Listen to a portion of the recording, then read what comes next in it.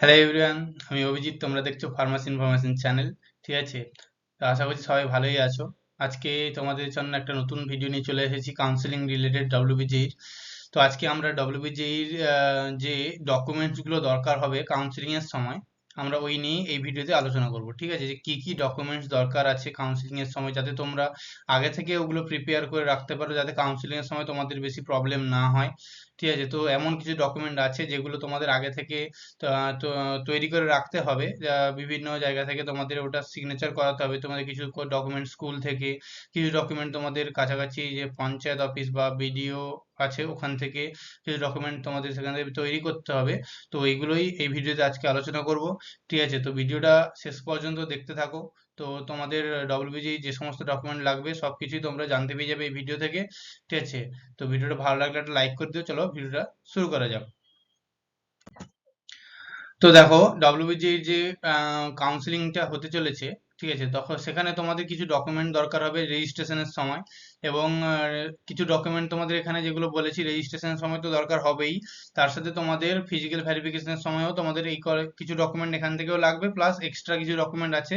ঠিক আছে, সেগুলো তোমরা যেখানে কোনো কলেজ যেটা পাবে অ্যালটমেন্ট, ওখানে তোমরা ওই কলেজ থেকে জানতে পেরে যাবে ওখানে কি কি ডকুমেন্ট দরকার হবে ভর্তির জন্য।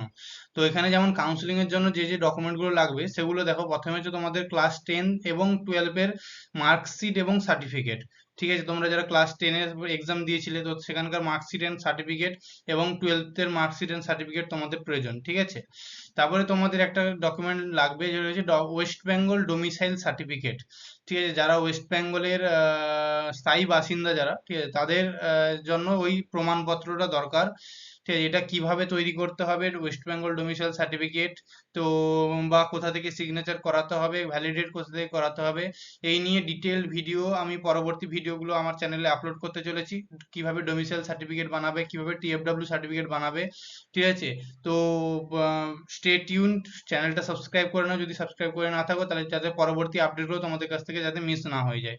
ঠিক আছে, তারপরে দেখো তোমাদের টিএফডব্লিউ সার্টিফিকেট লাগবে, যারা টিএফডব্লিউ ক্যান্ডিডেট তাদের টিএফডব্লিউ সার্টিফিকেট লাগবে। ঠিক আছে, তারপরে ওবিসি এনসিএল সার্টিফিকেট লাগবে। ঠিক আছে, তো ওবিসি এনসিএল সার্টিফিকেটটা হচ্ছে তোমাদের এসডিও অফিস থেকে যে ওবিসি সার্টিফিকেটটা তৈরি করতে হবে ওটাই হচ্ছে ওবিসি এনসিএল সার্টিফিকেট। ঠিক আছে, তো ওটা বের করতে হবে।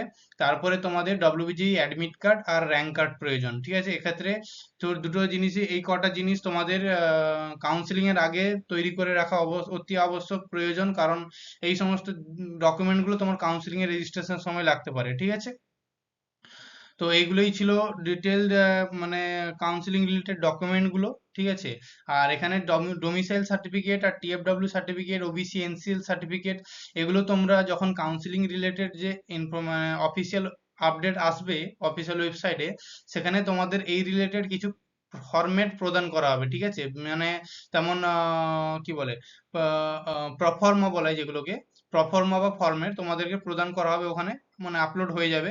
তোমরা ওখান থেকে ওটা ডাউনলোড করে ফর্মের মতো থাকবে, ওটা ফিল আপ করে নাম, তোমার ঠিকানা, অ্যাড্রেস দিয়ে ফিল আপ করে তোমাদের ওই রেসপেক্টেড অফিসে গিয়ে তোমাদের সিগনেচার করাতে হবে। ওটাই দিলে হবে তোমাদের ওটা প্রুফ। ঠিক আছে, এবারে কোথা থেকে কি সিগনেচার করাতে হবে, কিভাবে করতে হবে, কোন ফরম্যাট দেওয়া হবে, ওগুলো সব ডিটেইললি আলোচনা করব পরবর্তী ভিডিওতে। ঠিক আছে, অবশ্যই ভিডিওটা ভালো লাগলে একটা লাইক করে দিও। ঠিক আছে, চ্যানেল নতুন হয়ে থাকলে চ্যানেলটা সাবস্ক্রাইব করে নিও পরবর্তী আপডেটগুলোর জন্য। আজকে ভিডিওতে এইটুকুই, দেখা হচ্ছে পরের ভিডিওতে।